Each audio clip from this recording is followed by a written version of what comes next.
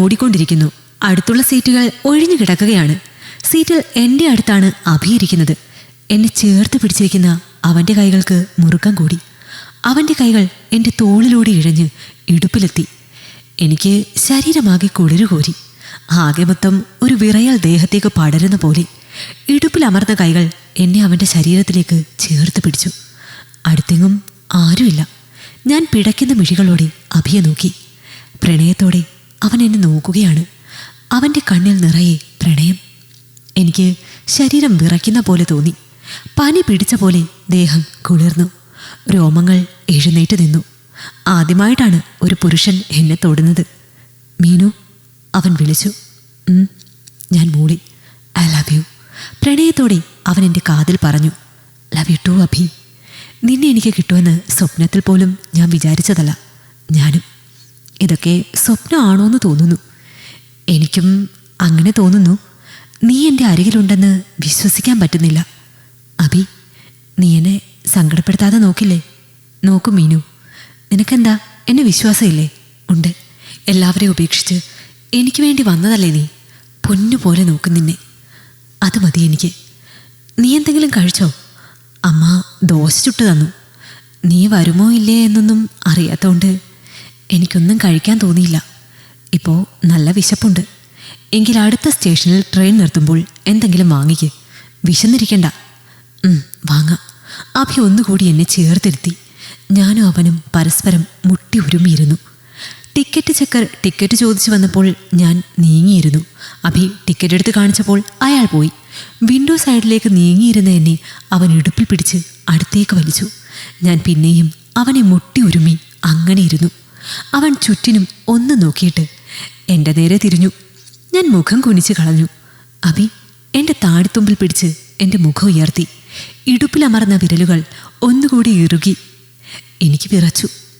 ഞാൻ അവനെ നോക്കാതെ മുഖം തിരിച്ചപ്പോൾ അഭി എൻ്റെ മുഖത്തിനടുത്തേക്ക് അവൻ്റെ മുഖം കൊണ്ടുവന്നു. വിൻഡോ വഴി പുറത്തേക്ക് നോക്കിയിരുന്ന എൻ്റെ കവിളിൽ അവൻ്റെ ചുണ്ടു പതിഞ്ഞു. തണുപ്പുള്ള ഒരു ചുംബനമായിരുന്നു അത്. അത്രയും സോഫ്റ്റ്. എനിക്ക് ഷോക്ക് അടിച്ച പോലെ തോന്നി. ആകെ മൊത്തം ഒരു കുളിര്. എനിക്ക് അവനെ നോക്കാനേ തോന്നിയില്ല. നാണക്കേടും ചമ്മലും എന്തൊക്കെയോ തോന്നുന്നു.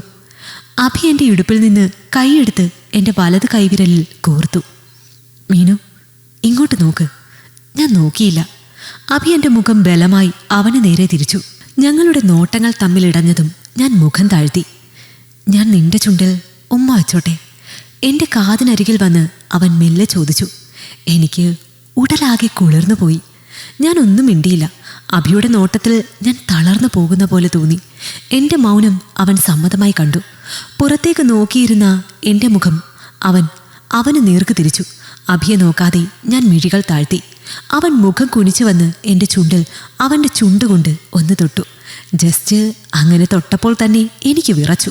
ഞാൻ എഴുന്നേറ്റ് വാതിലിനരികിലേക്ക് നടന്നു. അവനും എനിക്ക് പിന്നാലെ വന്നു. വാതിലിനടുത്തായി പുറത്തേക്ക് നോക്കി ഞാൻ നിന്നപ്പോൾ ആ വാതിൽ അവനും ചാരി നിന്നു. എനിക്ക് സംരക്ഷണം എന്നോണം. ഇവിടെ ഇങ്ങനെ നിൽക്കുമ്പോൾ കാറ്റുകൊണ്ട് വാതിൽ ചിലപ്പോൾ അടഞ്ഞു പോകും. അവൻ പറഞ്ഞത് കേട്ട് ഞാൻ പ്രണയത്തോടെ അവനെ നോക്കി. ആ വാതിൽ കാറ്റിൽ അടയാതിരിക്കാനും ഞാൻ തെറിച്ച് പുറത്തേക്ക് പോകാതിരിക്കാനും എനിക്ക് സംരക്ഷണം നൽകി അഭി അതിൽ ചാരി നിൽക്കുന്നത് ഞാൻ നോക്കി നിന്നു. പിന്നെ പതിയെ കാൽ പുറത്തേക്കിട്ട് ആ പടിയിലിരുന്നു. ട്രെയിൻ വേഗത്തിൽ ഓടിക്കൊണ്ടിരുന്നു. എൻ്റെ ഷാൾ കാറ്റിൽ പറക്കുന്നുണ്ട്. ഞാൻ അവിടെ ഇരുന്നപ്പോൾ അവനും എൻ്റെ അടുത്തിരുന്നു. വീണ്ടും അടുത്ത് മുട്ടി ഉരുമി. അവൻ അടുത്തിരിക്കുമ്പോൾ എനിക്ക് ശരീരം കുളിരുകയാണ്. എന്താണെന്നറിയില്ല. അടുത്ത സ്റ്റേഷനിൽ എത്തുന്നത് വരെ ഞങ്ങൾ അങ്ങനെ ഇരുന്നു. ആളുകൾ കയറുകയും ഇറങ്ങുകയും ചെയ്യുന്നുണ്ട്. ഞങ്ങൾ അകന്നു മാറി നിന്നു. ട്രെയിൻ ഓടിത്തുടങ്ങിയപ്പോൾ ഞാൻ വാതിലിനടുത്തേക്ക് വെറുതെ പുറത്തേക്ക് നോക്കി നിന്നു. അഭി എൻ്റെ കയ്യിൽ പിടിച്ച് അവന് നേരെ നിർത്തി. ഒരു വലിയ കാറ്റിൽ ഇരുവശത്തെയും വാതിലുകൾ ശക്തിയായി അടഞ്ഞു. അഭി എൻ്റെ അടുത്തേക്ക് വന്ന് മുഖം താഴ്ത്തി മേൽചുണ്ടിൽ ചുംബിച്ചു. ഞാൻ ആകെ വിറച്ചുപോയി. പെട്ടെന്ന് ഞാൻ തിരിഞ്ഞു നിന്നു. കാറ്റിൽ ഇളകി പറക്കുന്ന എൻ്റെ മുടികളെ ഒരു വശത്തേക്ക് ഒതുക്കി അഭി എൻ്റെ പിൻകഴുത്തിൽ ചുണ്ടമർത്തി.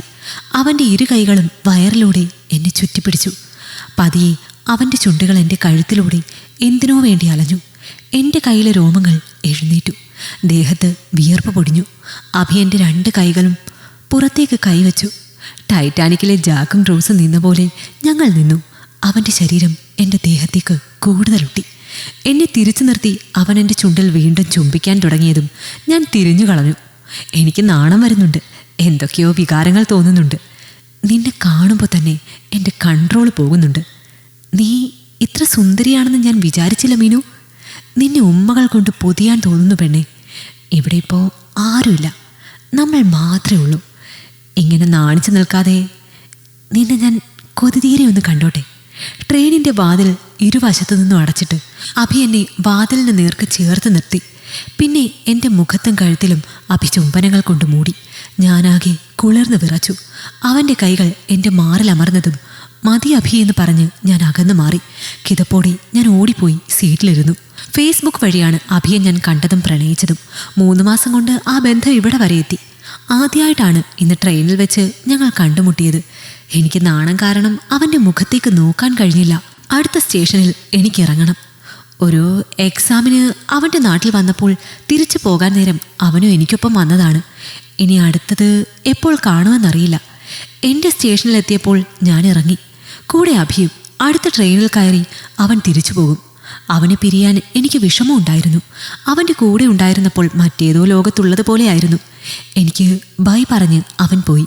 ഇടയ്ക്ക് വരാമെന്ന് പറഞ്ഞു. ഈ ബന്ധം എവിടെ ചെന്നെത്തുമെന്നറിയില്ല. അവനെ കല്യാണം കഴിക്കാൻ പറ്റുമെന്നാണ് എൻ്റെ പ്രതീക്ഷ. കോഴ്സ് കംപ്ലീറ്റ് ചെയ്ത് ജോലിയായാൽ കല്യാണത്തിനെക്കുറിച്ച് ചിന്തിക്കണം. ഞാൻ ഓരോന്നോർത്ത് വീട്ടിലേക്ക് മടങ്ങി. അതേസമയം അഭിക്ക് ലോട്ടറി അടിച്ച പോലെ ആയിരുന്നു. അടുത്ത പെണ്ണിനെ വളഞ്ഞു കിട്ടിയിരിക്കുകയാണ്. അവളിൽ നിന്ന് കിട്ടാനുള്ളത് കിട്ടിക്കഴിഞ്ഞാൽ അടുത്ത പെണ്ണിനെ കണ്ടുപിടിക്കണം എന്നോർത്ത് കുറച്ച് നിമിഷം മുമ്പ് താൻ അനുഭവിച്ച സുഖം മനസ്സിൽ താലോലിച്ചുകൊണ്ട് അഭി നാട്ടിലേക്ക് യാത്രയായി. ഈ കഥ നിങ്ങൾക്കിഷ്ടമായെങ്കിൽ ലൈക്ക് ചെയ്യൂ. നിങ്ങളുടെ അഭിപ്രായങ്ങൾ കമന്റായി രേഖപ്പെടുത്തൂ.